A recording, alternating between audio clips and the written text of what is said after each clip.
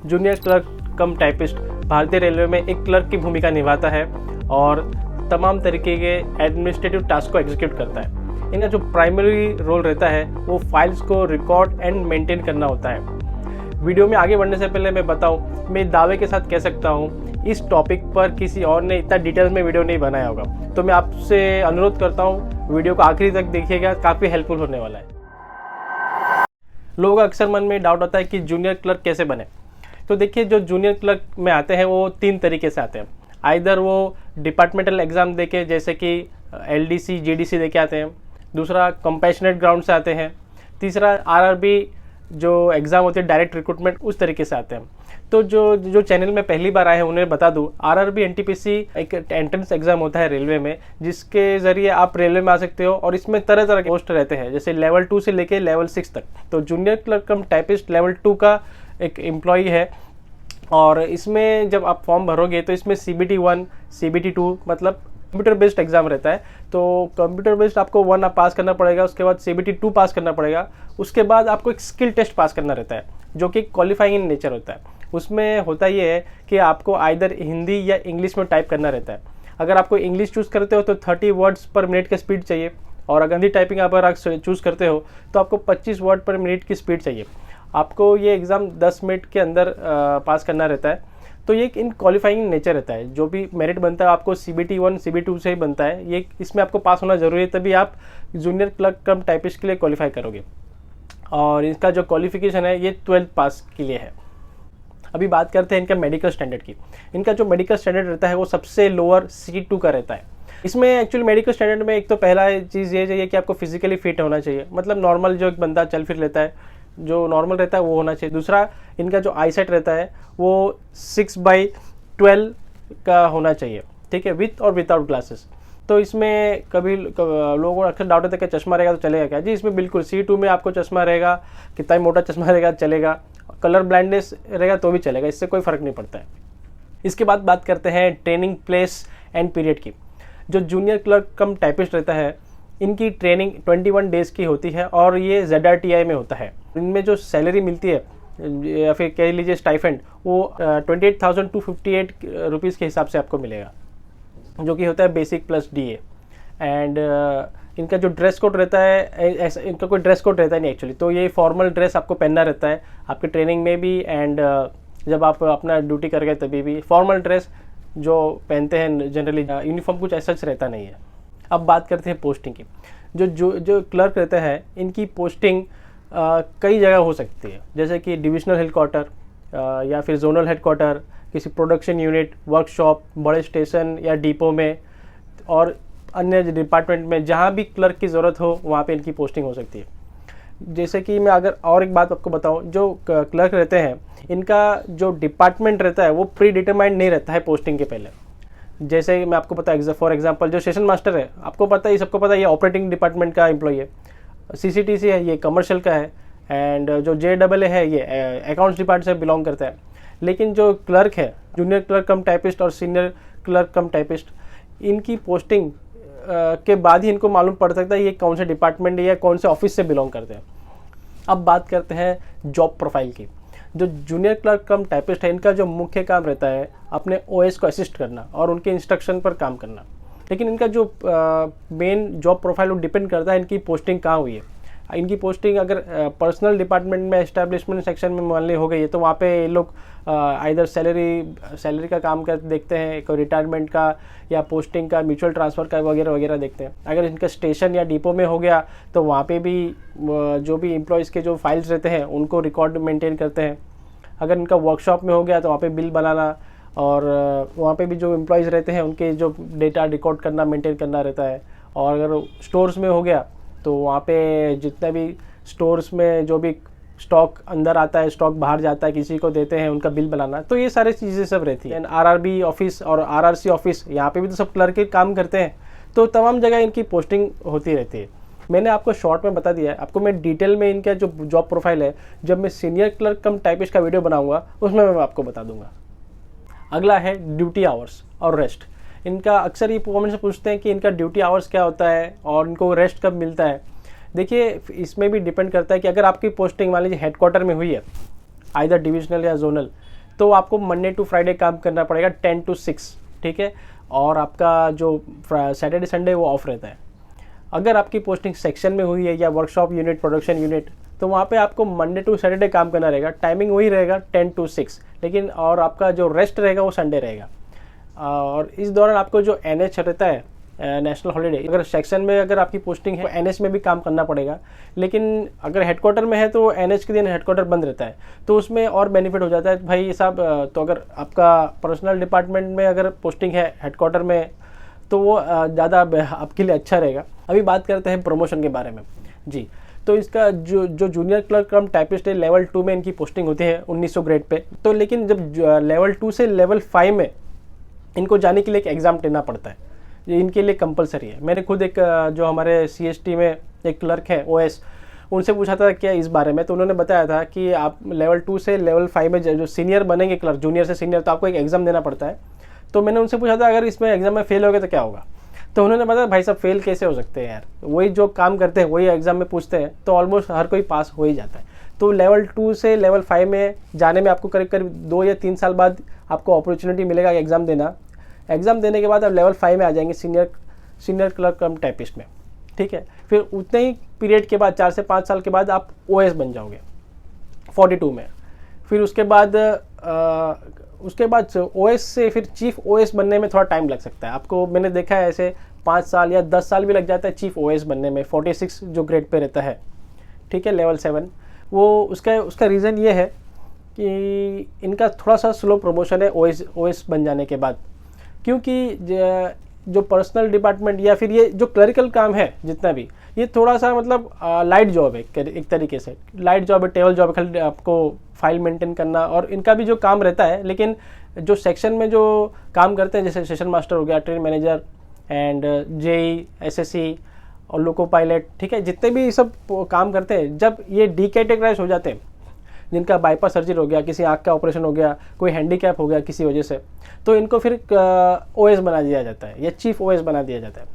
तो इस तरीके से जो सीनियर क्लर्क कम टाइपिस्ट जो प्रॉपर है, जब वो वेट करता है मेरा OS का प्रमोशन आएगा, तो लेकिन जो वैकेंसी है, जो डीकैटेगराइज स्टाफ जो आ जाते हैं OS में, इनकी वजह से इनका वैकेंसी फिलअप हो जाता है ऊपर।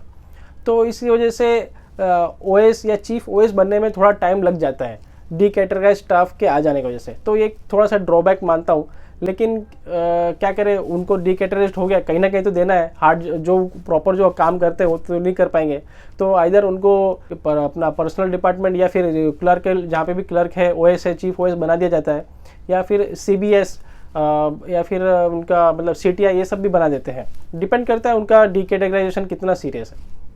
इस वजह से इनका थोड़ा सा प्रमोशन कभी कभी स्लो हो जाता है। तो ठीक है, मान लीजिए अब जो अभी चीफ OS बन गए, तो अभी आप सबको पता ही होगा पे अपग्रेडेशन की वजह से अब ये चीफ OS 54 तक ग्रेड पे तक जा सकते हैं। तो 46 से 48, देन 48 से 54 तक। तो कितनी अच्छी बात है, जो जूनियर क्लर्क है मतलब 1900 से 54 तक वो जा सकते हैं इस पोस्ट में। आगे बढ़ने से पहले सबको अनुरोध करूँगा, जो भी देख रहे हैं कृपया लाइक एंड सब्सक्राइब जरूर कीजिएगा, ताकि ये वीडियो ज़्यादा से ज़्यादा लोगों तक पहुँचे। अभी हम बात कर रहे हैं सैलरी के बारे में। जो जूनियर क्लर्क कम टाइपिस्ट है, अब इनको सैलरी कैसे मिलेगी। देखिए, ये सैलरी डिपेंड करता है आपकी पोस्टिंग किस सिटी में हुई है, किस क्लास की सिटी में। XYZ ये 3 क्लास की जो सिटीज़ रहती है या एरिया रहती है, ये डिपेंड करता है इनका HRA से बहुत फ़र्क पड़ जाता है। HRA और ट्रांसपोर्ट अलाउंस से फ़र्क पड़ जाता है। मान लीजिए जिनकी X क्लास में जिनकी पोस्टिंग है, उनका जो स्टार्टिंग सैलरी आफ्टर पोस्टिंग रहेगा वो 35,575 रुपीज़ रहेगा। और जो Y क्लास में जिनकी पोस्टिंग रहेगी, उनका स्टार्टिंग सैलरी रहेगा 33,136 रुपीज़। और जो Z में जिनकी पोस्टिंग रहेगी, उनका स्टार्टिंग सैलरी रहेगा 31,336। ये हो सकता है कुछ थोड़ा 1,500 रुपया आगे पीछे हो सकता है, लेकिन इससे ज़्यादा फ़र्क नहीं रहेगा। तो ये और मैंने इस पर डिटेल में वीडियो बनाया है। लेवल 1 से लेके लेवल 6 तक जितने भी पोस्ट है RRB NTPC के और ग्रुप D के, उनके मैंने बताया कि इनकी स्टार्टिंग सैलरी अभी अप्रैल से कितनी होगी। तो वो वीडियो देखिएगा, काफ़ी इंटरेस्टिंग है। अगले हम बात करते हैं फैसिलिटीज़ के बारे में। जूनियर क्लर्क टाइपिस्ट को क्या क्या फैसिलिटीज़ मिलती है। जैसे इनको पास की फैसिलिटी मिलती है। आप जैसे आप ज्वाइनिंग करोगे, आपको एक 3rd AC का पास मिलेगा और 4 PTO मिलेगा, जो कि स्लीपर का रहेगा, ठीक है। इनिशियली जब आप ज्वाइन करेंगे तो आपको ये फैसिलिटी मिलेगा। इसके बाद जो भी फिर रेलवे क्वार्टर्स रहते हैं, ठीक है, तो रेलवे क्वार्टर्स मिलेगा आपको, एंड मेडिकल फैसिलिटीज़ आपको दी जाएगी। जो भी सर्दी जुकाम से लेकर बड़ी से बड़ी बीमारी तक रेलवे टेक केयर करती है अपने रेलवे एम्प्लॉयज़ का, जो बीमार होते हैं, तो बड़े बड़े हॉस्पिटल्स भी बने रहते हैं। इसके अलावा जो रेलवे एम्प्लॉयज़ को क्या क्या फैसिलिटीज़ मिलती है, मैंने एक वीडियो बनाया है, मैं आपको लिंक दे दूंगा वीडियो पर। जिन भी एम्प्लॉयज़ को APO बनने में इंटरेस्ट है, ऑफिसर बनने में, ग्रुप B गैजेटेड, वो इस पोस्ट के थ्रू भी बन सकते हैं। जब वो OS बन जाएंगे तो 42 ग्रेड पे में लेवल 6 में आपको 5 साल आपका कम से कम सर्विस होना चाहिए। उसके बाद जब APO का वैकेंसी निकलता है तब आप उसके लिए एलिजिबल होगे, तो उसमें आप फिर इस पोस्ट में आप ऑफिसर भी बन सकते हो APO के लिए। फिर उसमें भी स्कोप रहता है, APO से आप DPO तक भी जा सकते हो। तो ये दिल छोटा मत कीजिएगा कि भाई लेवल 2 में हुआ है तो फिर कैसा क्या है, तो आप देख लीजिए, आप इसमें APO या DPO तक भी जा सकते हो ईजिली। अब बात करते हैं ट्रांसफ़र के बारे में। क्या इनका ट्रांसफ़र होता है? जैसे स्टेशन मास्टर का हर 4-5 साल में ट्रांसफ़र होता है, तो इनका भी होता है। देखिए जी, इनका भी ट्रांसफ़र होता है। आप जैसे कि किसी स्टेशन या सेक्शन में, डिपो में एज ए क्लर्क काम कर रहे हो, तो 4 या 5 साल बाद उनका भी ट्रांसफ़र अमूमन हो जाता है।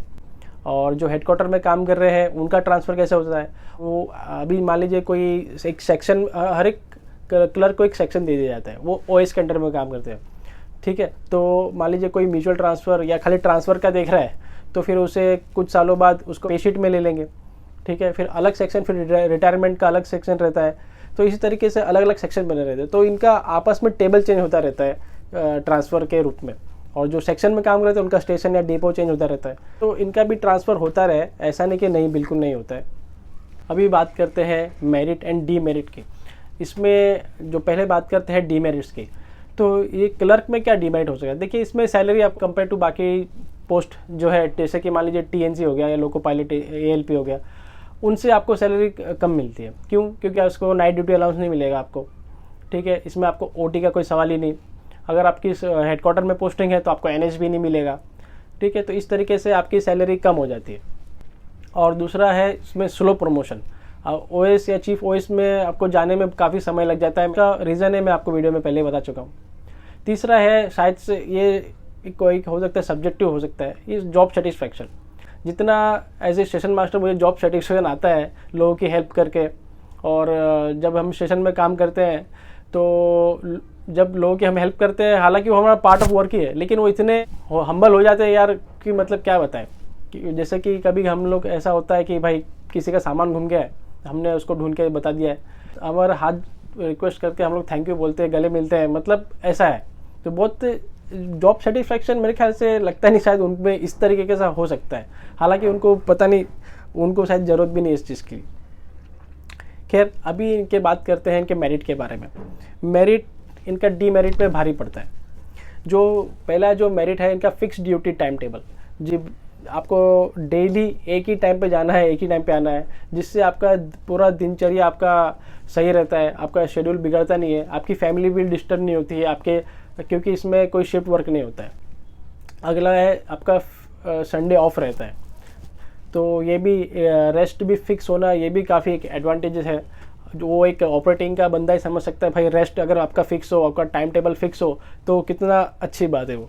अगला है गुड वर्क लाइफ बैलेंस और स्टडी टाइम, ठीक है। तो इसमें लाइफ बैलेंस काफ़ी अच्छी तरीके से बन सकता है। आप सुबह अपना, मान लीजिए जॉब पे आने से पहले आप अपना स्टडी कर सकते हो, या किसी को जिम जाना है, किसी को जॉगिंग करनी है, ठीक है, योगा करना है, तो मतलब आपका जॉब रूटीन फिक्स रहेगा। मतलब आप अपने उसके बाद घर पे जाने के बाद अपने फैमिली को भी टाइम दे सकते हो। शाम 6 बजे आपकी छुट्टी हो जाती है। तो और एक एडवांटेज मैं आपको ऐड करना चाहूँगा इसमें, कि वर्क फ्रीडम रहता है इसमें, खासकर जो सेक्शन में काम करते हैं, ये अपने टाइम पे आ जाते हैं। फिर इसको जब भी इनको जाना रहता है, इनको लगता है भाई मुझे अभी हेडक्वार्टर जाने की ज़रूरत है, तो चले जाते हैं। फिर वहाँ से जब वो आना है वापस आ जाते हैं। इतना अकाउंटेबिलिटी एज सच इतना नहीं रहता है जब तक इनसे कोई क्लरिकल मिस्टेक नहीं हो जाए, है ना। तो ये काफ़ी एक एडवांटेजेस है। कमेंट्स में बताएं दोस्तों आपको वीडियो कैसा लगा। अगर आपको वीडियो पसंद आया तो स्क्रीन पे दिया गया आप ये वीडियो भी देख सकते हो।